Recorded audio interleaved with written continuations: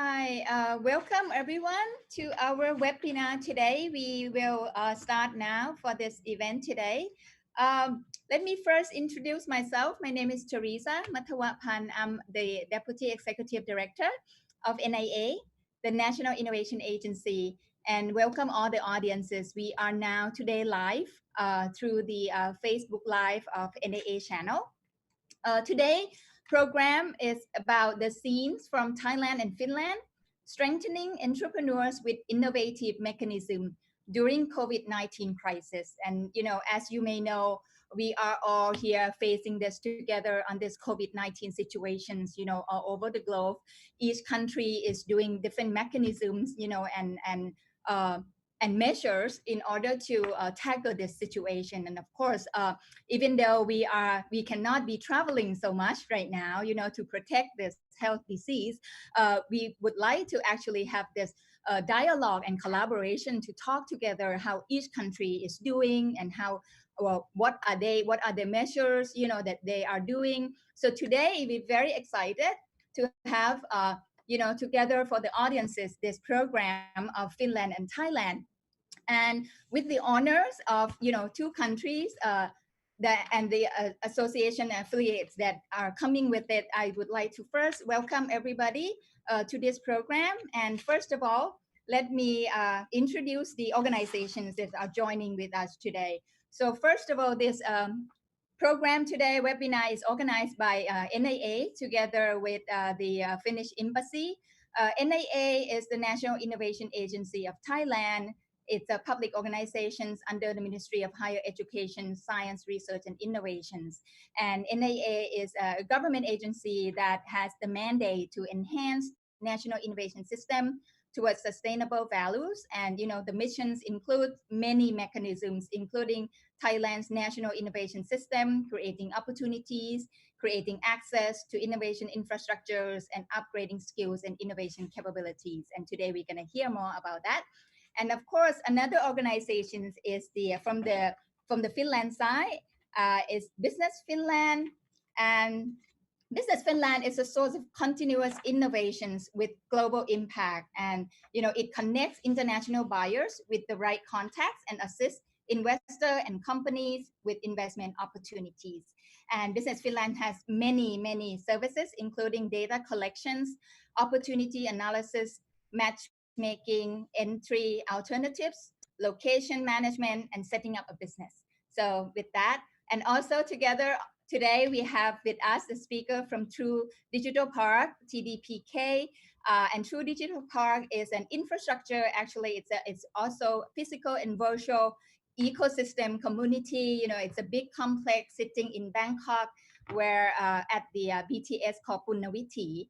And within that ecosystem, True Digital Park, creates an environment for startups and innovative companies to work together. And we will hear more.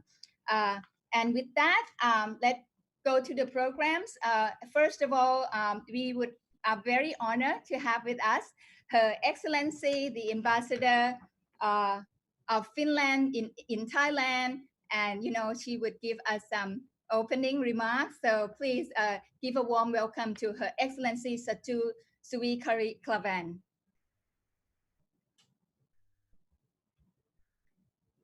Thank you. So I give the floor to you. The Ambassador, can you unmute?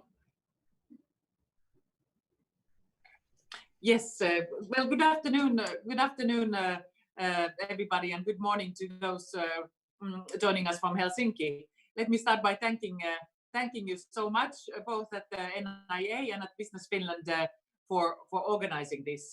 It's a wonderful opportunity to get together in a very innovative way, and so that we really implement the thinking of not just wait for the sort of a normalcy to return, but to make most of this situation. So I think it's very good that we are meeting now. So the world has been shaken in a way that no one was, of course, able to predict a few months ago. I believe it's 157 days ago when it all started.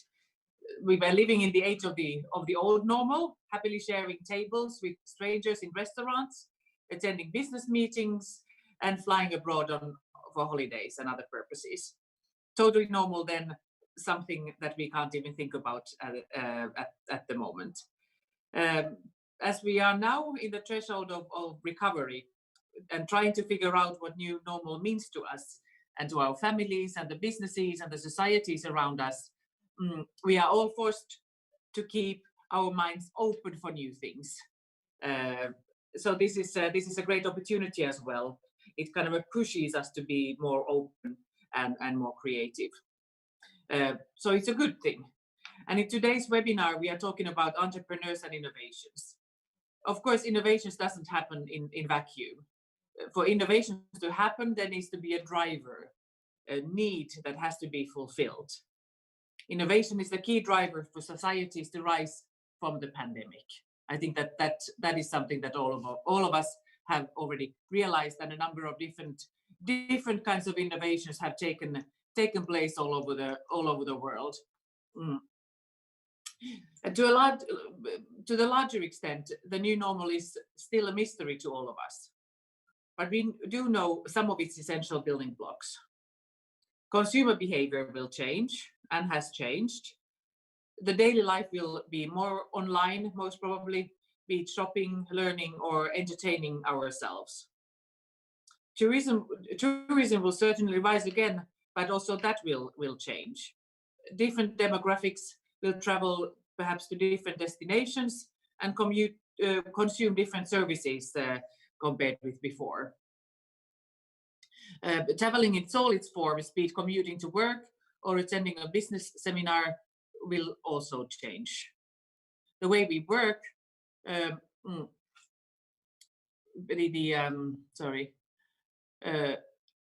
way we work has changed dramatically in the past months. The shift to the work from home has been easier for some than to others, but it has happened.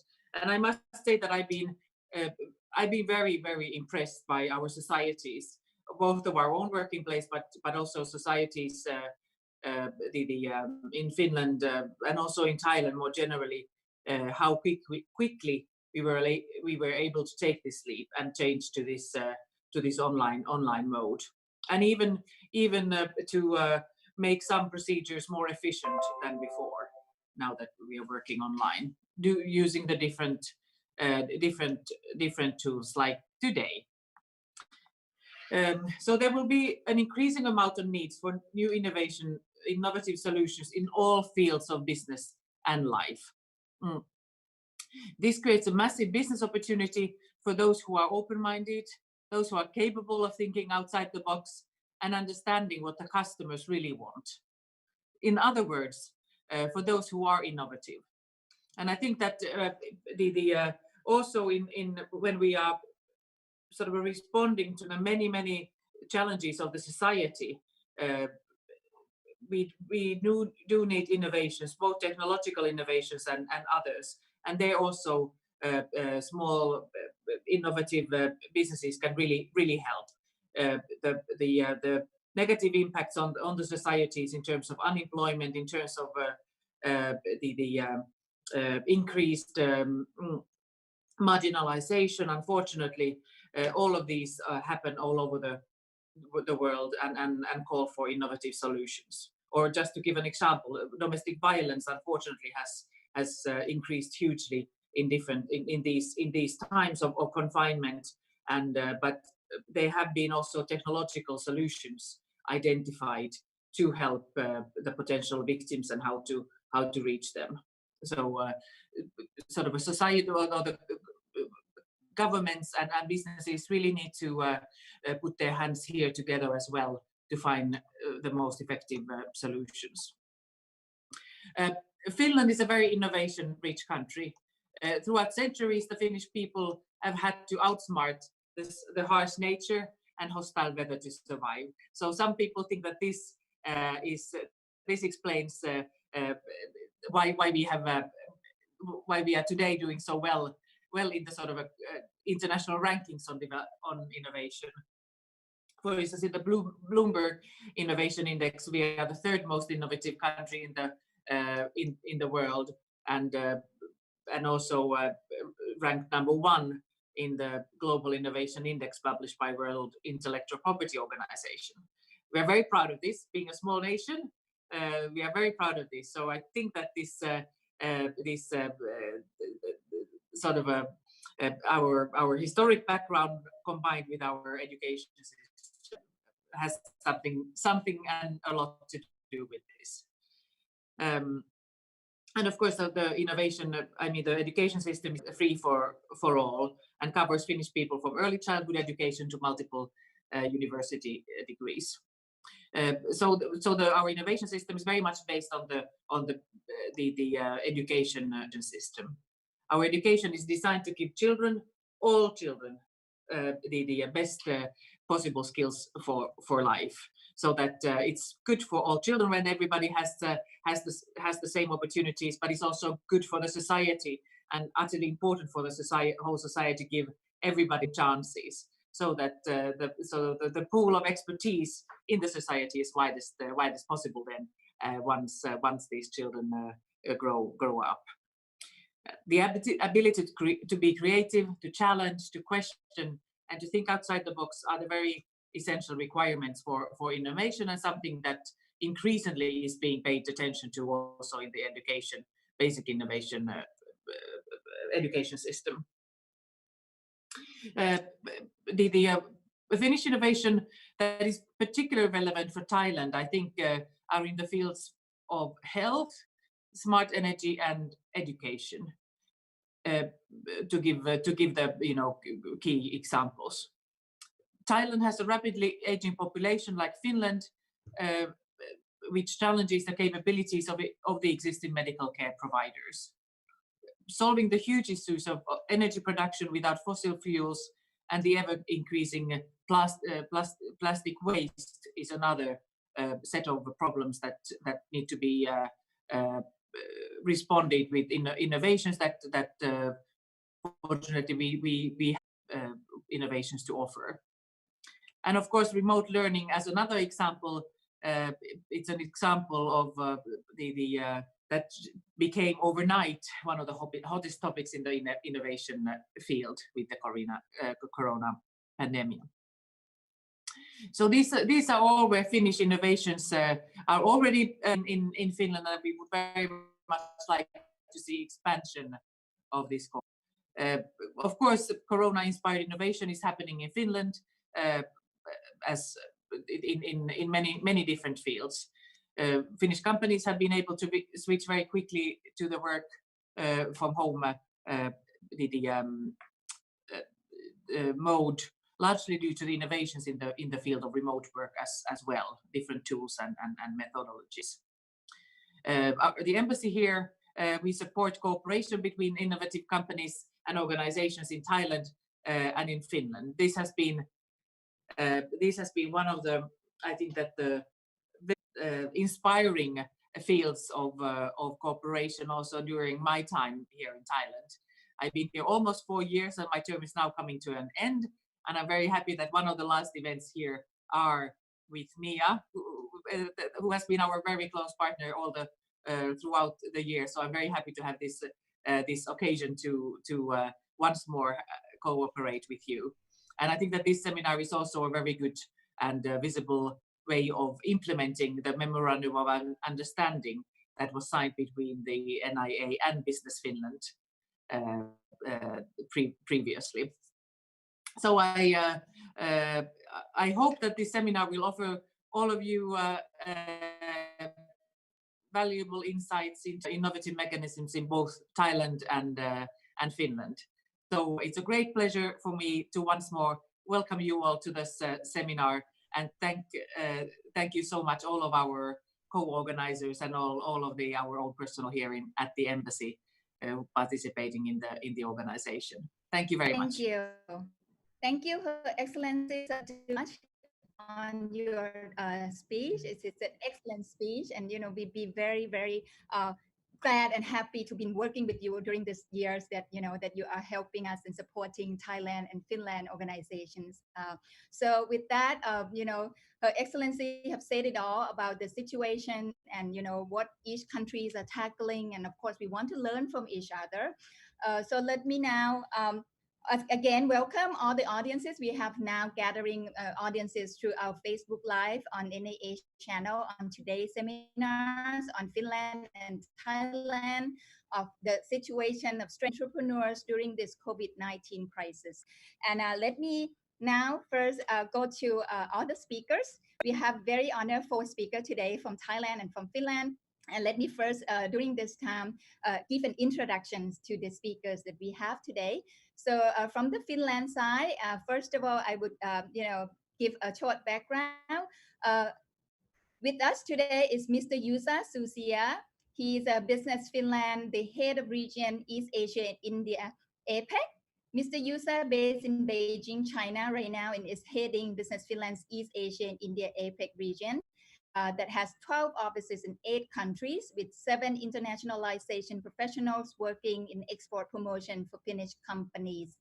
He's now promoting Finland and direct investment and travel destinations and building large-scale innovative collaboration between Finland and major organizations in this region. So welcome, Mr. Yusa. Second speaker from Finland is Ms. Suvi. She's the country manager of South Korea of Business Finland. Ms. Sui is a Business Finnish new country manager in South Korea.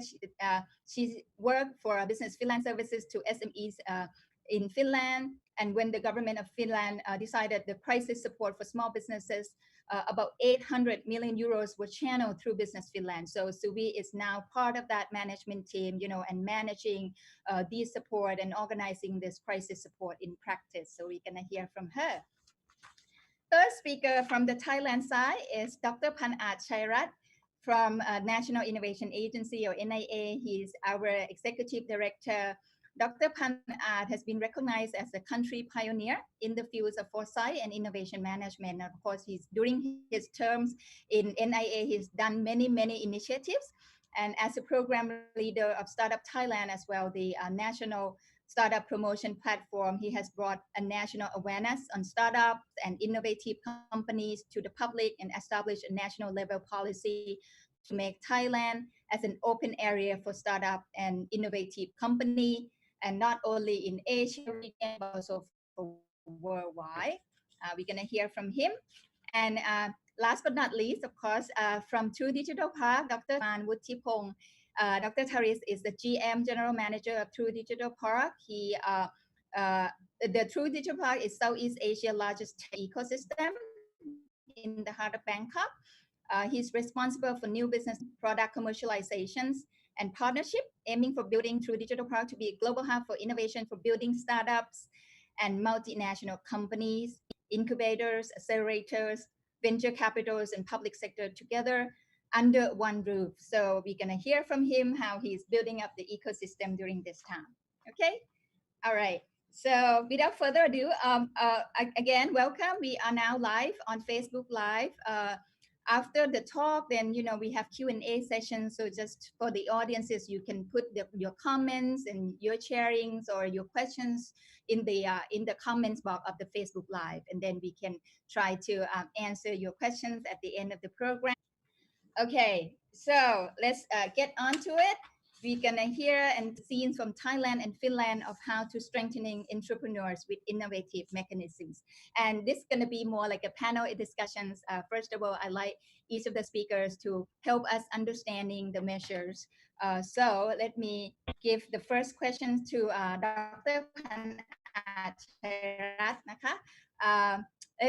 Let us help us in the background of Thailand and what are the government's innovative mechanisms to support entrepreneurs, and then maybe you can give us some insight of how the companies is doing right now. Thank you. Give the floor to you, Dr. Panat.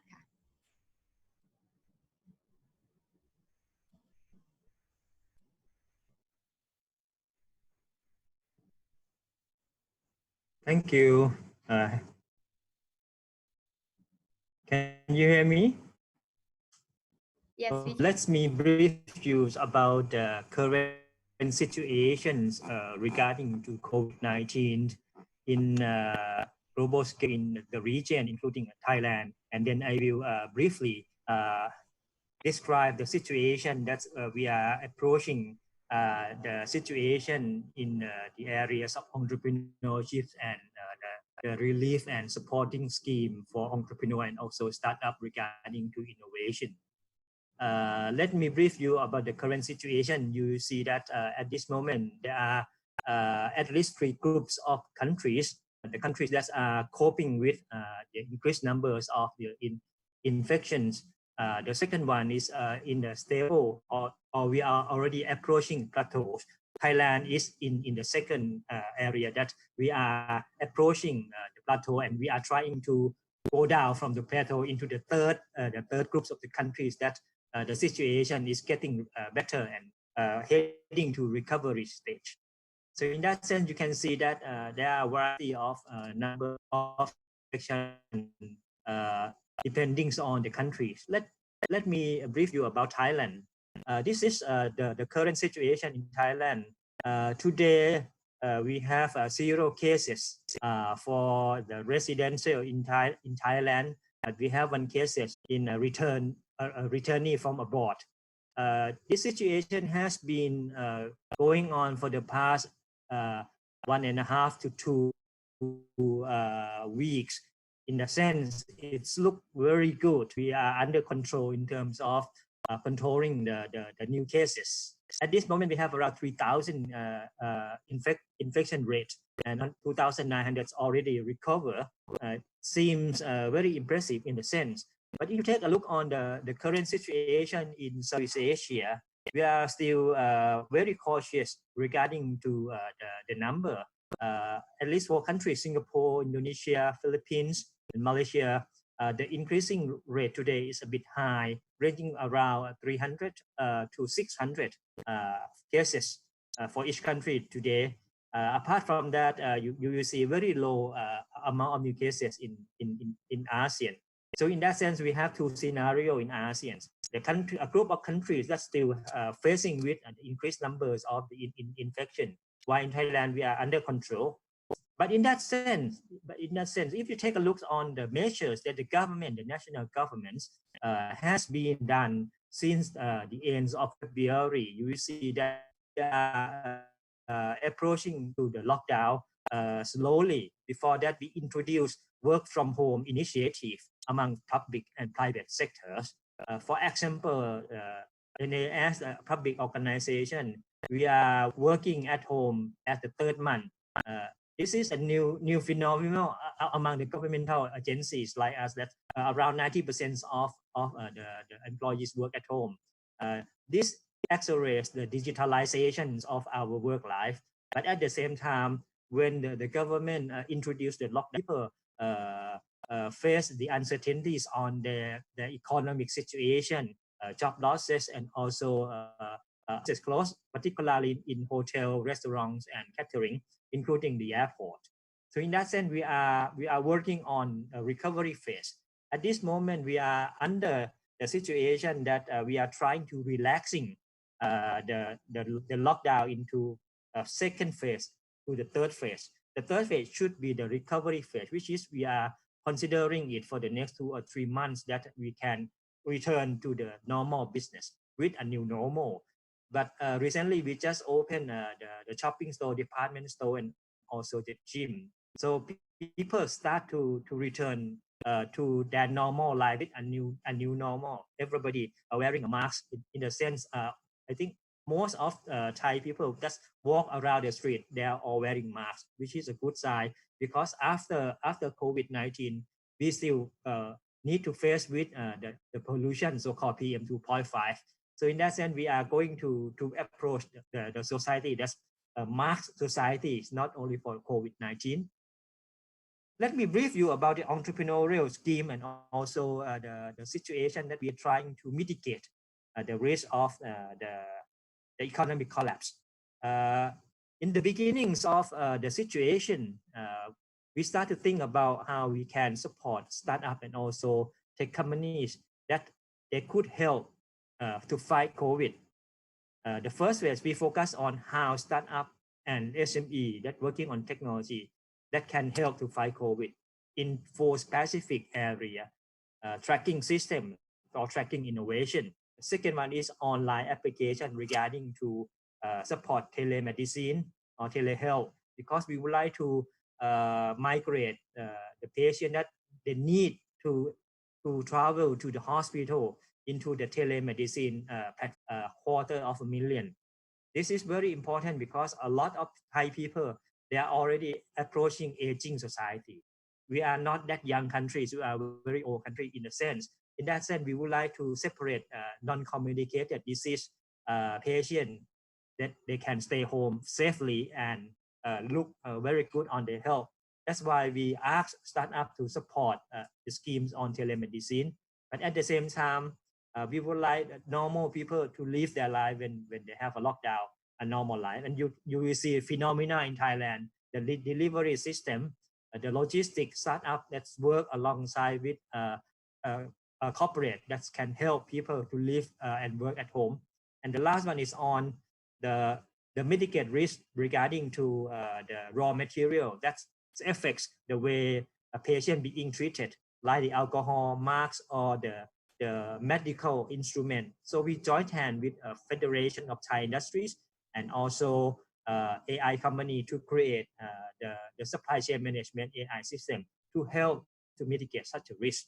And we work closely with the hospital under our ministry, because we are a Ministry of Higher Education. So we have around 22 medical school and hospitals that are under the controls of the ministry. So we work with them closely so that they can work with to migrate the patient into the telemedicine. And that's why we call it this initiative as the Thai Telemed initiative. But in the sense, we know that the second phase, this is not about fighting COVID itself. We need to return to the impact, the negative economic impact of the COVID-19. We just launched the so-called innovation free scheme for startup and SME that being receive our fund as a recipient. They will enjoy the special scheme on 0% interest loan from saving bank. They have around 2 billion baht scheme on investment already, but this is the loan that's they will provide special loan for tech company and startup in a crisis. Apart from that, we have around at least 6 billion Thai baht on investment waiting for startup that still have high potential on growth.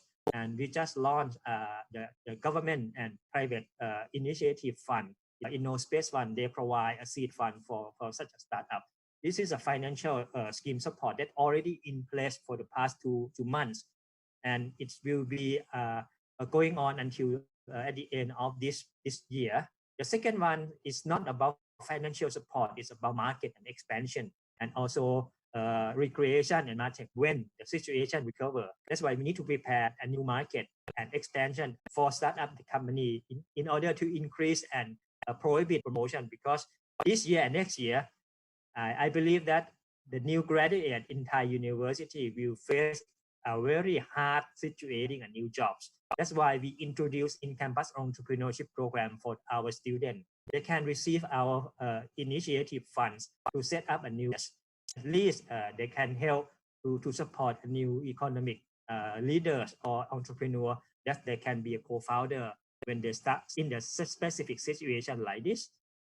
And this is already happened when we ask one startup associations called Health Tech Association to come up with a Thai Telemed initiative. It's not only telemedicine as such, it's including psychiatric service or even AI in X-ray. You can see that we try to include the services to work together to support the hospital.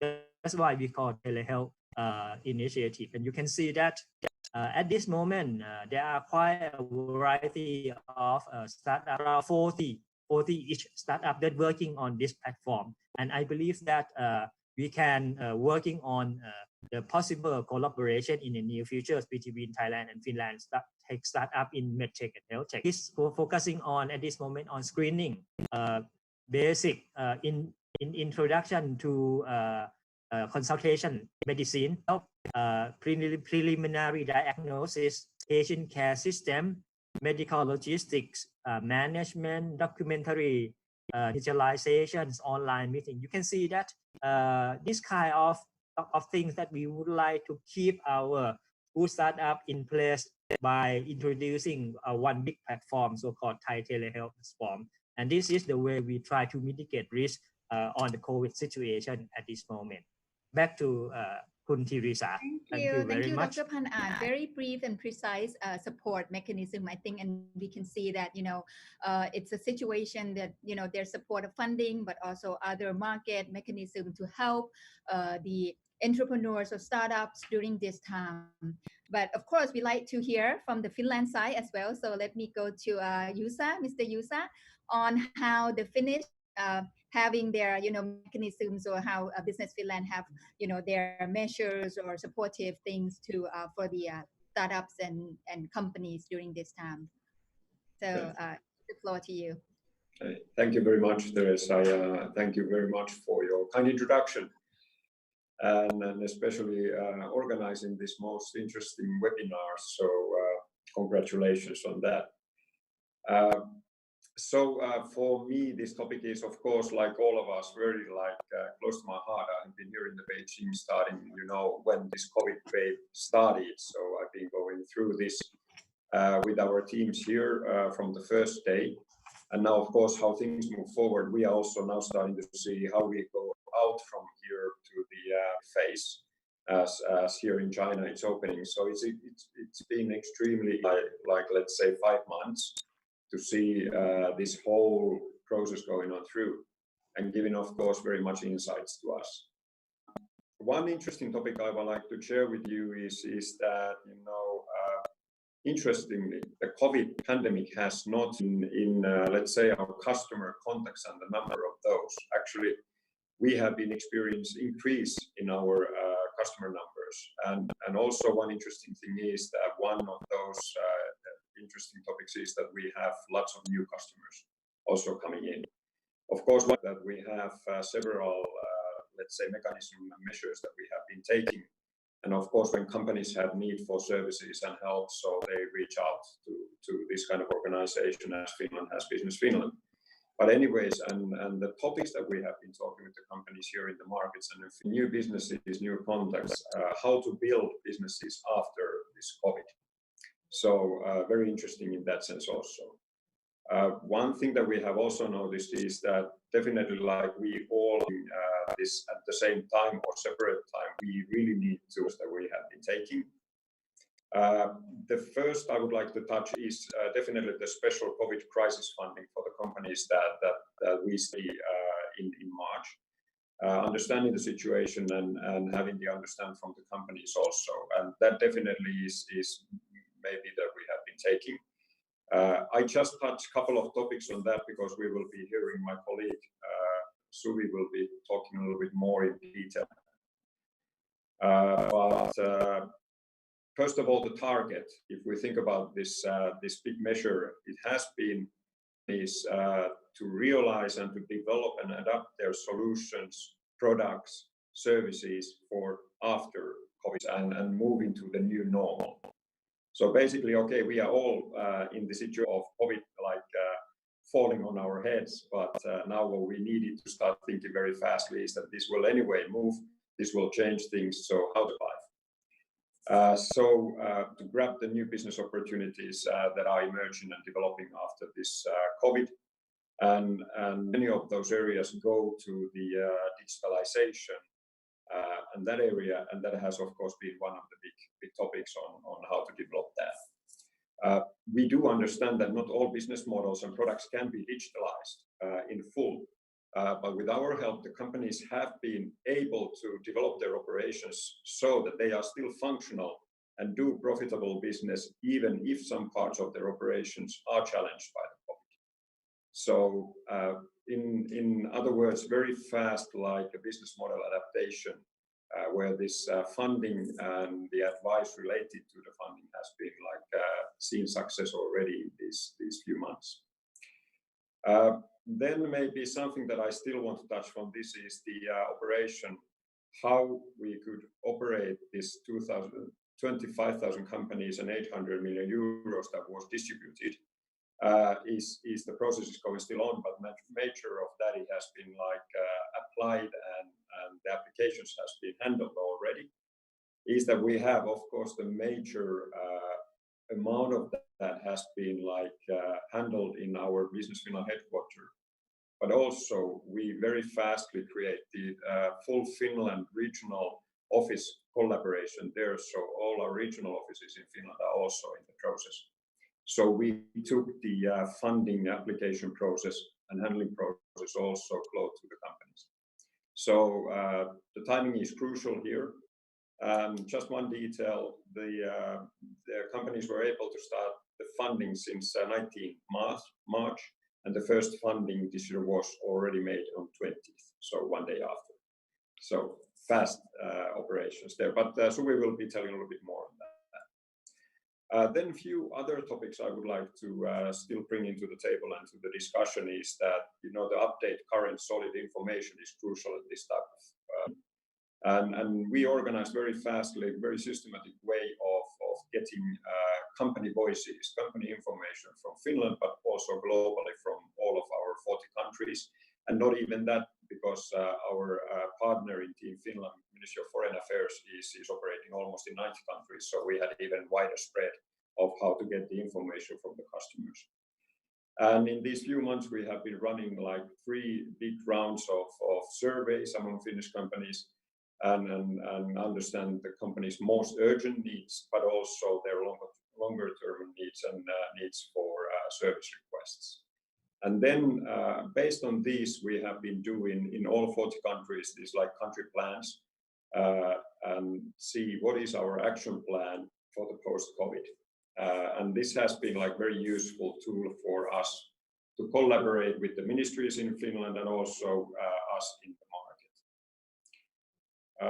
Maybe one topic more would be the new ways of working, new digital tools and platforms that we have been creating. We have been setting special coronavirus task forces already in the beginning to address the problems and the challenges in Business Finland, but also in the Ministries of Employment and Economy and Ministry of Foreign Affairs, which has created us the opportunity how to tackle the problems that the companies have. And then, of course, very much we have all been like experiencing these the virtual online meetings, business negotiations, personal online marketing in order to bridge the customer meetings and relationship management. But we have been trying to move that a little bit forward also in that sense that, you know, companies are not able to travel. Borders are closed, but we are here in the markets. As Teresa, you said, we have 70 people here working in our Asia market.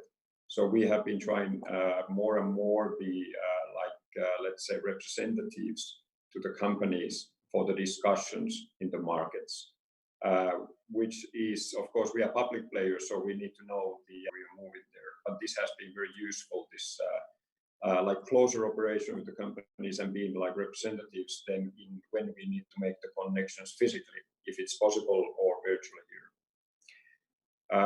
Then lastly, maybe I'd like to touch a little bit bigger and longer term topic, and that's scenario working. We have been now creating a Business Finland and Team Finland coronavirus scenarios. Let's say we have just freshly out from the oven alternative futures until 2030. And with those, we try to see in the longer distance how we are developing, how Finnish businesses are developing in different markets, and how we should be then reacting or proactively operating there. So this gives us this, let's say, longer term perspective on that.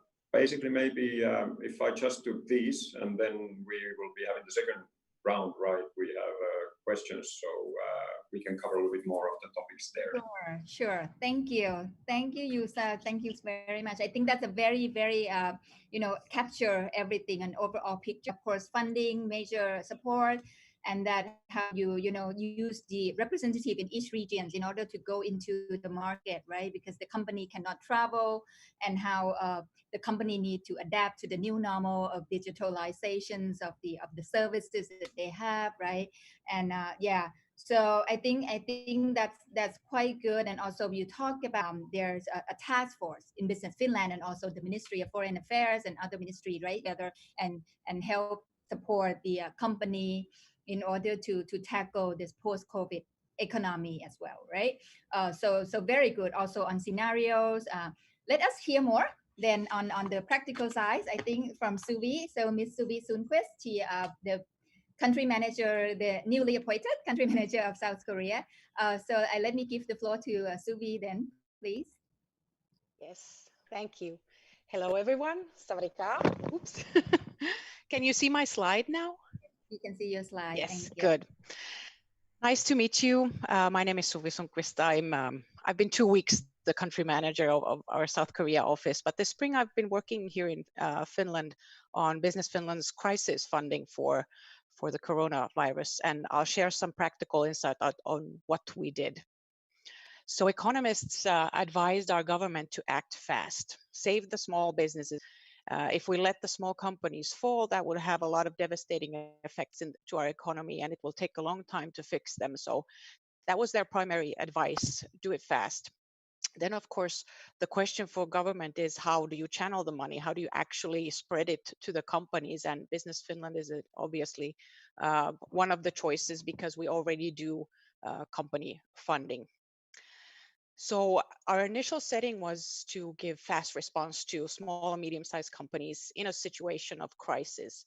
Normally, we do innovation funding.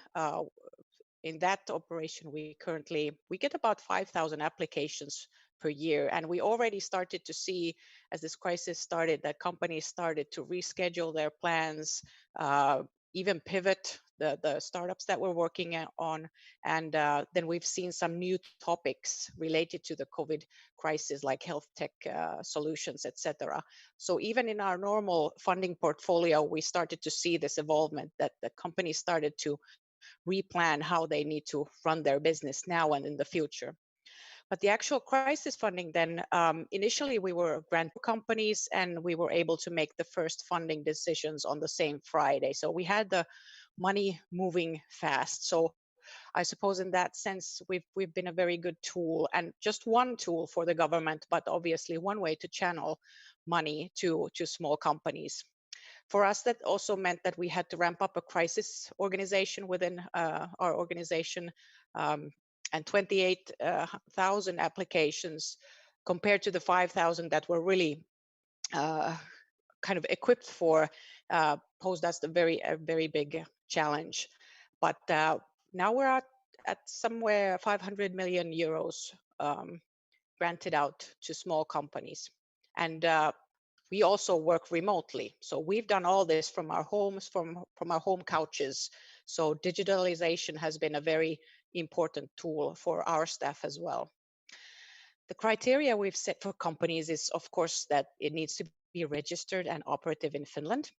What we check is that the company is not in financial difficulty before the corona crisis. And this is where we place one of the first selection criteria. So we need to look at the companies and select the ones that were in a healthy state before the crisis. And this we look at from the official financial statements. Companies need to have clear records with all Finnish authorities, especially with tax, since we're operating with taxpayers' money. We do this normally with all the authorities in Finland and have a digital connection to all of them to check that the records are clear. Then, of course, we looked at the scope of the business prior to Corona. Was it a 1 million business? Was it a small 100,000 business? And then take that into account on how we were going to help them. Then the company, their business has been distributed by coronavirus. So we trust the companies that they can describe this, and we trust them to be honest here. For example, restaurants, it's quite easy to describe it, that people are not able to come into the restaurant, so they have to think of new ways. And then the second very important selective criteria is that the company has some kind of intention to investigate or develop opportunities. So through us, we are not saving companies or telling them to sit and wait that the situation will go away. We are trying to save the companies who are willing to, at this point, think and act and develop to have a response for this particular situation, but also for the future. So some kind of activity from the company side. This is what we wanted to support. And of course, we all have is a de minimis quota. I won't go into that. I'm sure each country has their own regulation where you have to think about the space where we can actually operate with public funding. But quite simple criteria. And we have two options for the companies, a pre-study and a development. Two options only because we needed to scale this activity. So they pick from 1 and 2. The first one is for the phase when the company is only looking at options. So they are investigating different options that they could take. This is a smaller one. And once they have chosen, they could enter a development project, which is slightly larger. So anything related to new products, new services, new processes, what they have to develop in this situation. And where the money is going, on the left, you see the distribution by industry. That is in millions of euros. It must be from last week. But we're happy to see that areas like retail, travel industry, restaurants, and creative industries like music venues and theaters are this high, because normally they are not part of it much and hardly hit by the coronavirus. So we're happy to see that they are active here. A little bit surprised we were about how I think that they know all the digital tools and means, and they're very competent in this area, but they have their own supply chains, and business is a people business. So once people were grounded and not being able to travel and meet, so if you want to meet new people and bring build relationships, they were in trouble as well, and of course with the hardware parts, etc. So the distribution looks like that. All of our company cases are then in Finnish, of course, because this is a domestic exercise for us. But here you see a company that makes consumer products. It's a design company, and obviously in trouble because closed. And one of the companies having to think about online and digital business, and we're happy to see that. And they say what a lot of the companies say, that this funding avoids them entering final restructuring, layoffs, etc., and focus on the future and take steps towards that. So we're really happy to see that we were able to help so many companies.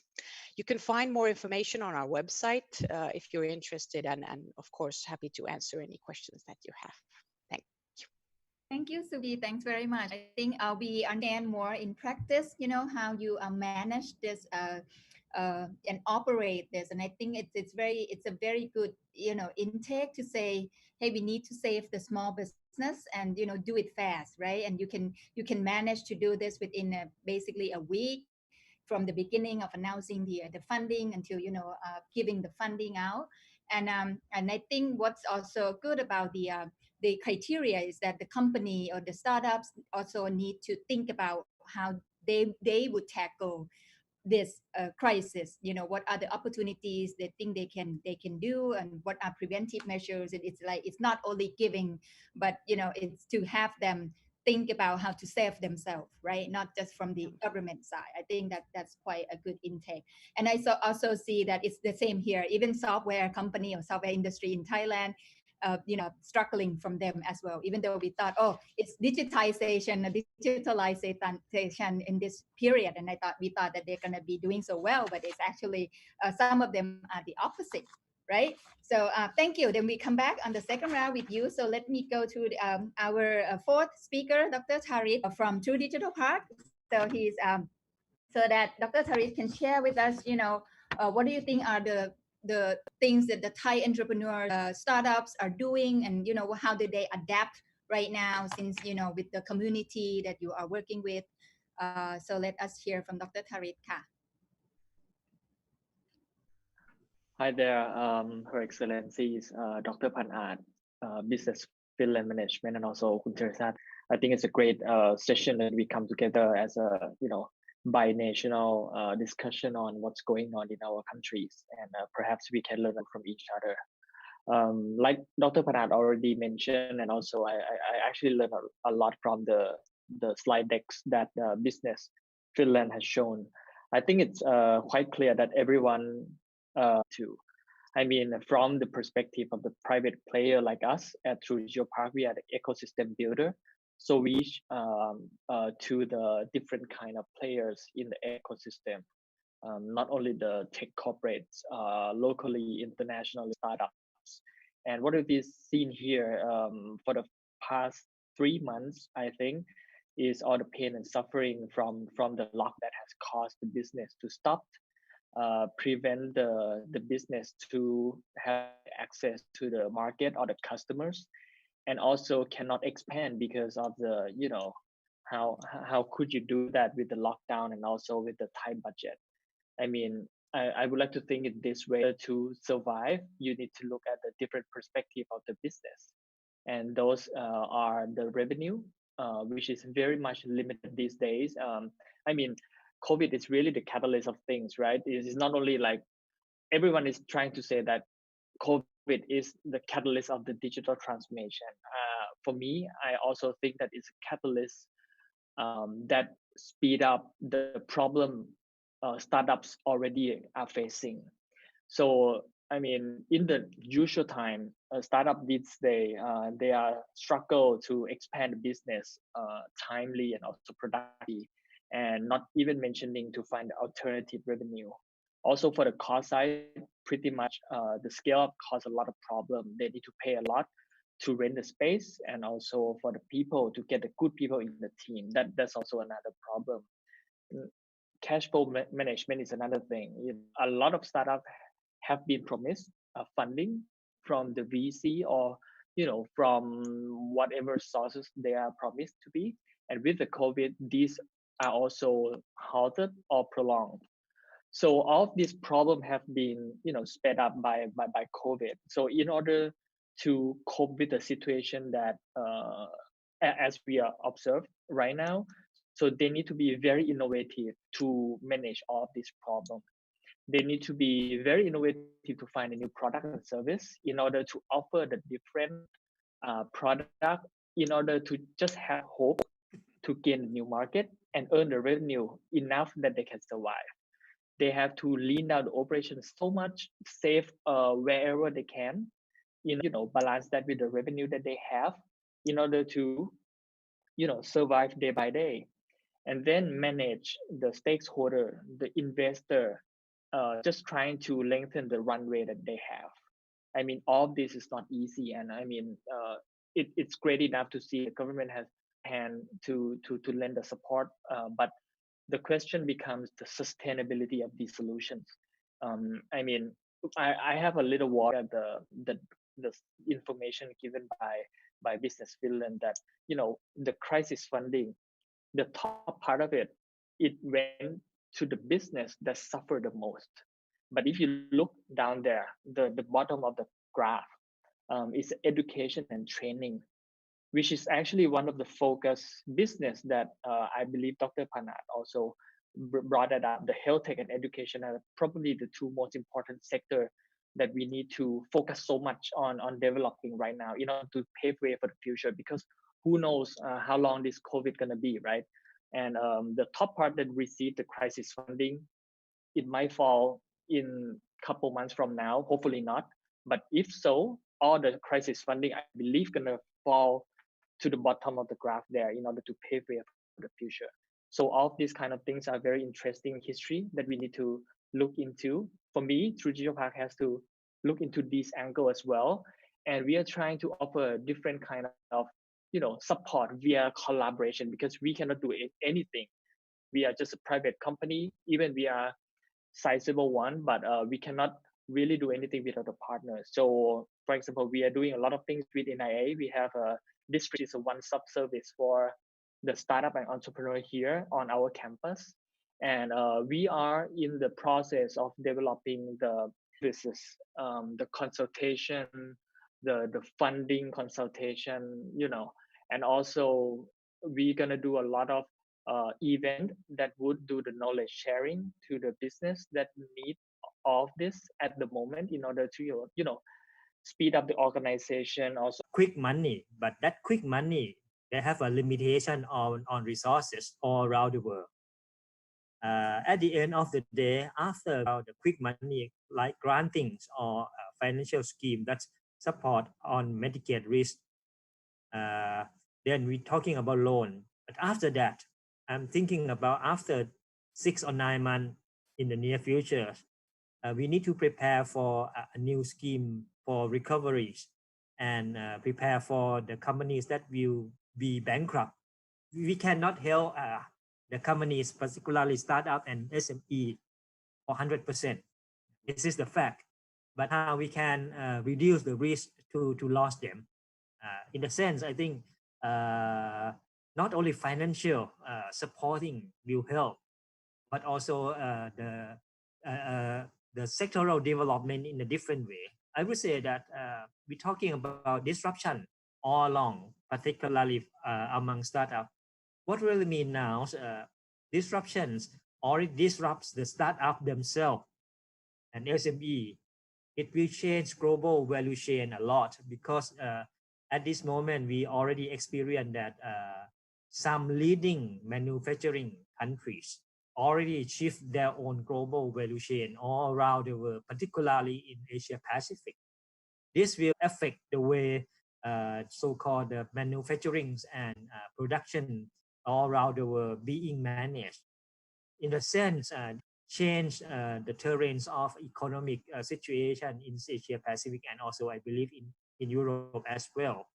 Then we need to think about the reindustrialization after COVID.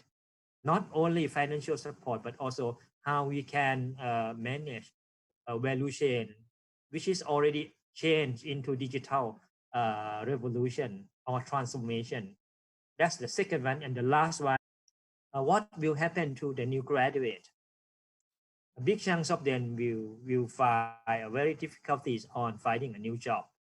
That's why we need to keep them busy with a new innovation project or ask them to change their own thinking. Some students may not have ability to study further like in a master programs or PhD because they have had a resource because of the crisis. Then we need to transform them into entrepreneur.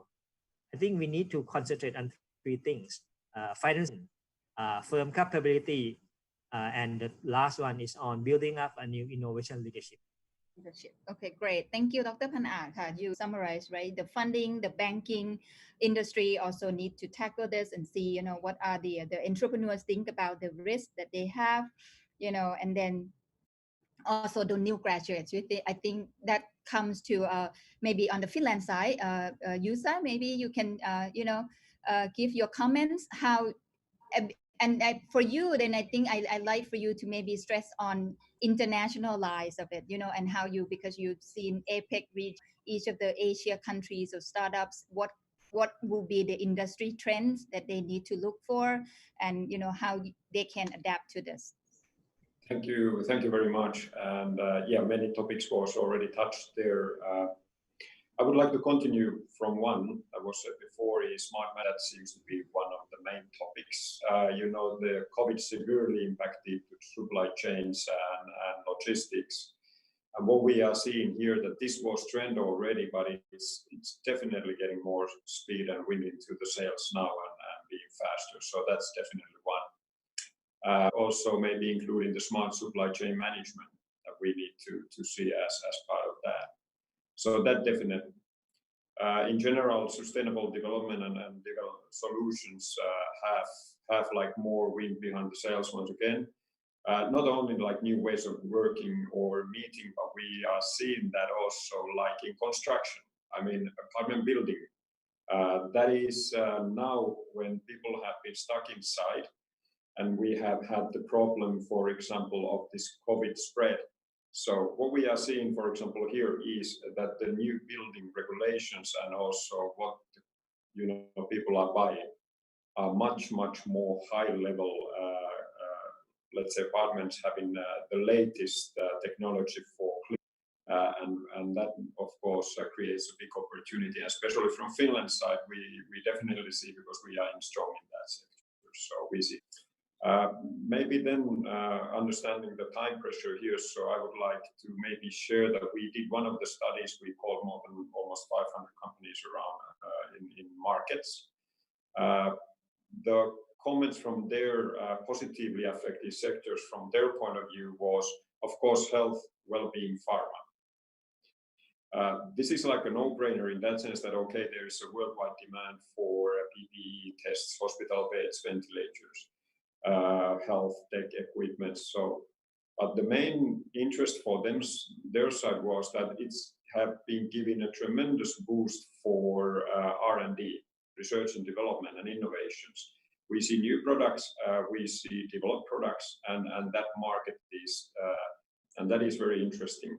One part of course, the interest of funding also. From the consumer sector, online sales has been like doubling and tripling. Just got the figures from China, for example. So we are much bigger online sales, of course, 5 months than last year. But then this has a causality effects. Let's say pulp and paper, packaging industry. Much more food, for example, is going through online sales now and deliveries. And then you come up to that, how to package that safely, food safety. So we see this kind of like developments when the volumes change. Well, digitalization has been said many times, of course, so that goes to very many sectors. So maybe I don't touch that anymore in the interest of time. So, but at least these topics. For others also, thank you. Yes, I think, and you touch upon, of course, we're talking about how it's more difficult to travel, even for supply chains, right? So logistics and the health issue, or the PPE suit, or even on the food safety. And I totally see that, it's a struggle, but also it's an opportunity, right, for each of the company that are on these sectors to think upon, and if they have the right solutions, then they can be skyrockets even post-COVID as well, right? So yeah, come to Suvi, then maybe because you're giving out so many project funding, what do you see the trend there? Do you see any company giving kind of solutions that could be the trend in the future as well from the company side, something like that? Okay, Suvi, can you turn on the mic, please? Sorry, like so. Yes, so a lot of things were mentioned already, the supply chains, how they are disrupted and reformed in this situation, consumer behavior, etc. But also in the business side, like I said, what we were surprised with the software companies, that people rely on personal relationships and face-to-face meetings, even in the software industry. So what are we going to do with that? Business, international business is about meeting people. And if we can't fly, or it's hard to travel around the world, how are we going to start doing business, like really on a personal relationship level, virtually? That will be interesting, and hope to see a lot of new solutions for that. Also, I think what was interesting, Dr. Tarita mentioned the education that was at the bottom of our chart. That's an interesting question for us as well, because Finland is a leading nation in education, but if you look at our classrooms, they are not very technology ready. And this has been a very critical step for Finland as well, to have the online schooling, and the teachers really trying out different options and finding out that which ones work for them and how they work. So we're really looking forward to the edtech sector as well to pick up from this, because as it seems, we have to shut down schools and open them depending on how the pandemic goes forward. So it will be interesting to see how the education technology sector, it hasn't been big. The business has not been that big. You would think that it would be a large sector in Finland, but no, it's full of startups and quite small still. And then, of course, we're looking at the next steps. What we did was obviously a crisis fast movement, but we have to think about the next steps. And we see the VC challenge as well, that private money is not finding its way right now. So we have relaxed our own funding criteria also, because our funding normally is matched with private money, and the private money is not right now doing its job like we would want it to. So we've had to relax our own criteria, but how to kind of get out of this situation, those are the next steps that we will be considering in Finland. Great. Yes, you also answering another questions that I have in mind, about the next step that we need to think about. And also you talk about how personal relationships is very crucial, even in the software or IT industry, right? And also, and even though you're in the IT industry, but you still need a personal relationship and a face-to-face in order to pursue the business. And of course educations, and so these are the challenges, and I think each countries, and not only Finland and Thailand but other countries are also facing as well. Come back to Dr. Tharit, right? What do you think are the measures that with this trend that we are seeing on all these sectors, that it might be more opportunity as well, but what do you think the startups still need more also, from the government side? Let's hear from you, because you're familiar with the ecosystem and talking. What do you think, not only the trend, but what do you think we can do more for those startups? I think it's really hard to answer this question, because it's the question that the government sector, I believe, has been asking themselves for quite some time. And from the sincere feedback that I have always got from the startup is that normally government processes are slow, right?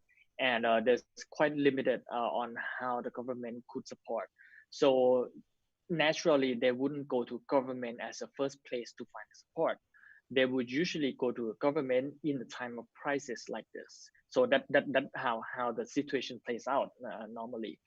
But I really believe that entity like NIA, or in Thailand there are a few more entities that related to the startup, startup scene improvement or boosting. They have been quite future forward thinking. And this day, we are not only trying to give hand money out, because like Dr. Panat said, it might not be sustainable in the long run. I mean, it's good now because the key is to survive this wave. But for the long run, I think that the government should try to think about how to give the business to the startups. I think it's very important. I really believe is that the market consolidation will happen. It's not only the big corporate will try to buy out some startups that are struggling, but also the bigger startup would also acquire the smaller one as well. So you're gonna see less player that survived, but with the very let's say competent team. But at the same time, they will try to lean the cost down as well. So it'll be really interesting. I don't think that we know enough at this point that how the situation gonna play out. But in order for that, I think the government has to be very future forward thinking and think along with the private sector. The government shouldn't be one sided when it comes up with the strategy, but need to work a lot with the private sector and also listen to startup what they have to say. I think it's very important for the future. Great. Thank you, Dr. Thalit. Good saying. I think that's how we are doing this, right? Working together with government and then the private sectors and then the company. And I think both of the countries, as far as we've here so far, we working quite a lot closely with the private sector or the company itself. And I think touch upon what you just talked about on how. Of course, it's still in the process that we're still learning this and doing this, even though doing fast enough. But even we're talking in a startups, right? You're pivoting every day, right, on the measures and the mechanisms. So let's do another round. I do actually have some questions from the audience, if we may, so that they maybe tackling some of these questions, and then we go back to the last phase of your comment at the end. So the questions is more general terms, like how government could help business, more during, and the mechanisms to share. How do you see the future of this in terms of measures? and also let me just put this together and then you can answer together. And also questions on industry, because we cannot traveling and communications or commuting between countries or even within the country it's a difficulties situations right now. What can travel industry do to tackle this, or what are your advice on this in terms of during the crisis from both countries, or any perspective from you? Since we are on Dr. Tarit, you have any idea right now on this, Dr. Tarit? Can you repeat the question again? I think my signal just got blurred for a moment. Okay, the question is that how the government, I think you already answered that on the government side, but let me hear you on the travel industry. Is there any things specific you want to advise on traveling, or even travel industry of each country is that, doing during this time? I think this is also very hard, but I'll try. So I think right now, all the offline activity has been migrated online forcefully because of the COVID. But I really believe that it's going to go back to normal, but at different degrees. I mean, when the vaccine is out, people are going to go back to the travel mode and all, and they will try to conduct a business trip. I think that's very important. And I really believe in the person, like a face-to-face interaction, because it can deal. I think it would be very interesting if we can have a stat that you can close the big business deal online, because I really believe it has minimized the flavor of the conversation, and yeah, emotion cannot compete the face-to-face. But the travel industry, I think it's very painful right now. I've read the news that small airlines has been closed down as of yesterday. But I mean, unbelievable, the Boeing industry, the stock came up skyrocketing yesterday. I don't know why. It has no ground, but it would be very interesting to see even the airplane manufacturer how things gonna play out for them. It's gonna be more expensive, of course, because that's how they're gonna justify their business. But the higher price tag comes with the better quality of service. So I think it's just like 9/11. The global crisis triggered a change in the paradigm of any industry.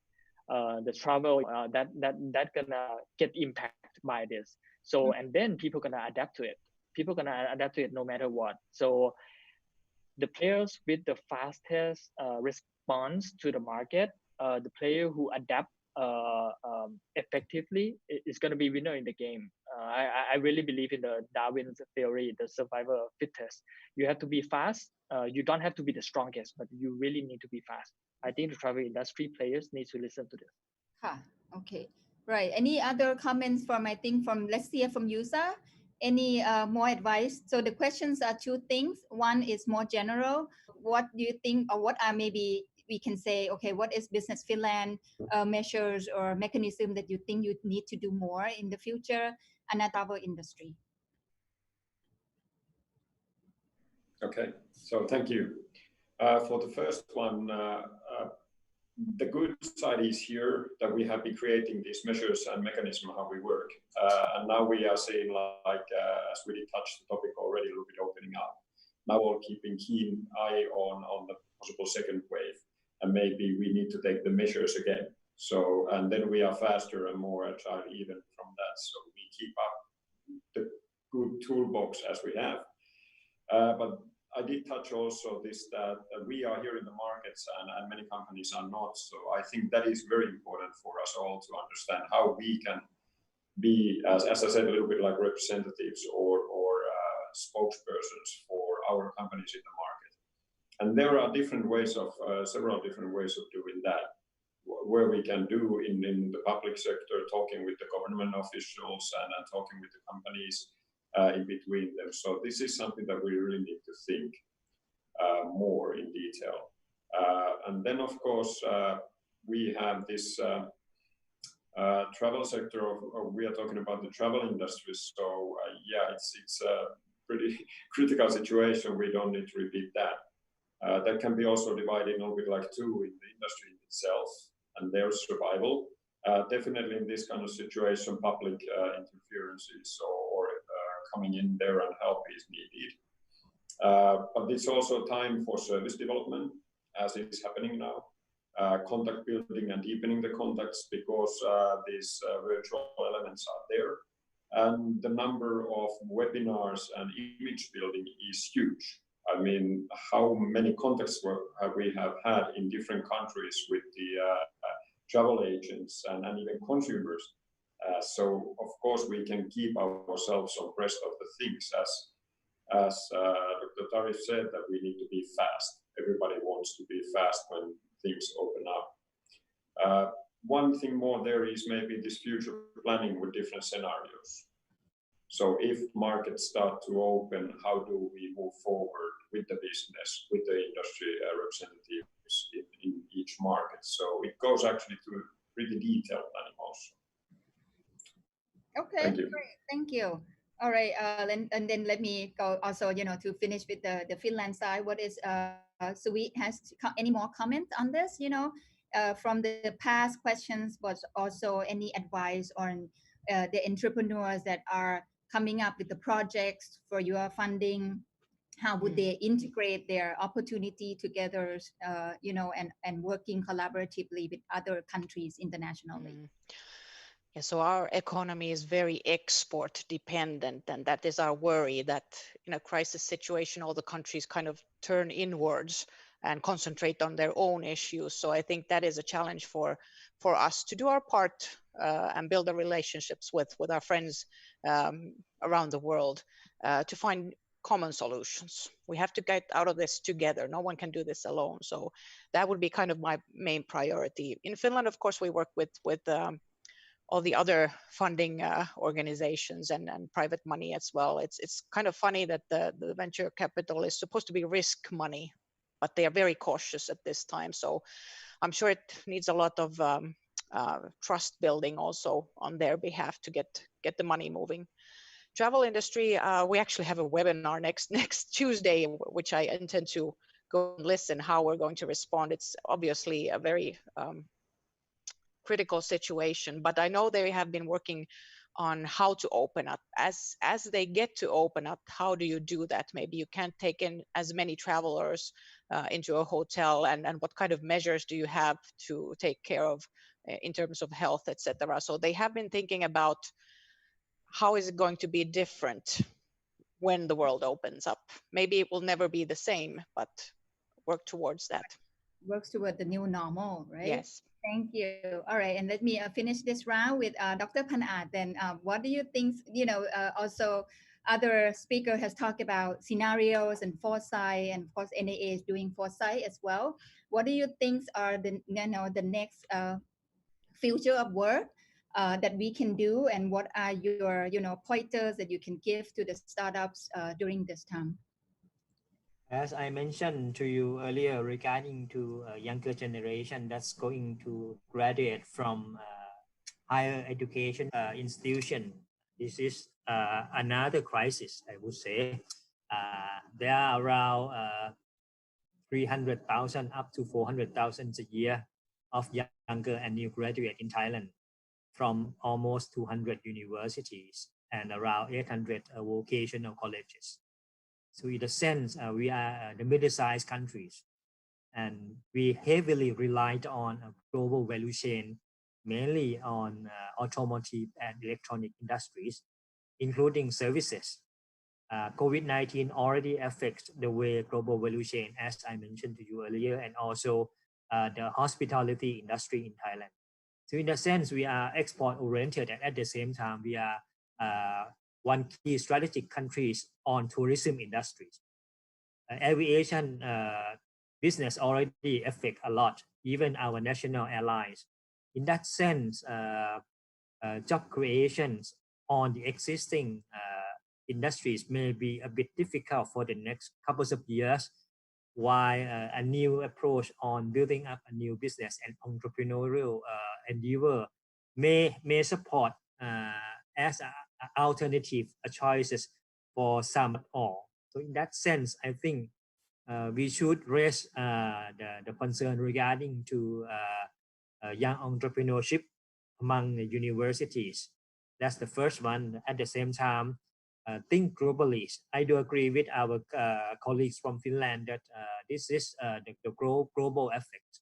we need to survive together. That's why a new innovation, collaboration will be very important.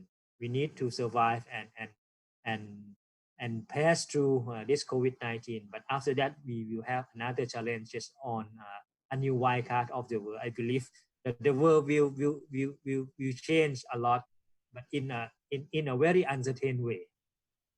True. Yes, true with that. So yes, we are almost running out of time. I'm gonna come back to the speakers. I'd like for you to help me, think about just a sentence or two to, give, let's say, support to our startups, or any comments you want to, be as a point taker. But before that, let me go to, since Her Excellency the Ambassador, Her Excellency Satu, still with us. So can you give just a sentence on the collaboration that you think we can do together between Thailand and Finland after this? So let's hear from Her Excellency just minutes then. Can you turn on the mic? Tähän ei ole vissiin mitään varauduttu. Joo. Jos sulla on mitään. Yes.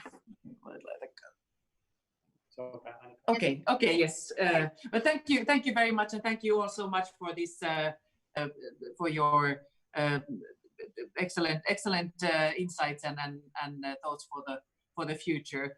Actually, I think that it was already outlined very well what could be what could be the areas of cooperation.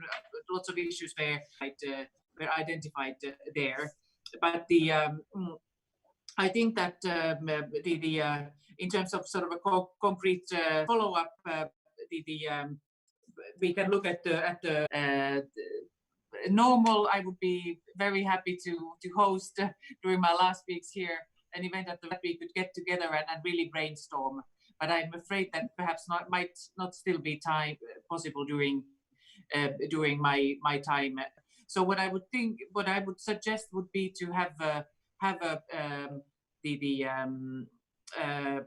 sort of a follow up to this webinar and expand it. Perhaps have a follow-up webinar focusing on some of the issues that now have been identified, and take them into focus and go into more detail in discussing this, and and really sort of with the Finnish and Thai companies exchanging ideas on that, and that would be perhaps a very good way of generating partnerships. Sure. Yes. In this situation. Thank you. Thank you very much. Thank you, Excellency. Just touch upon. I think that we have seen that there are sectors identified, there are challenges identified. So go back to the speaker just one by one. Maybe just few you give comments or even supportive words for us during this time. What do you think they can take in just so that they can move forward and be motivated? Let's go to Dr. Panat then.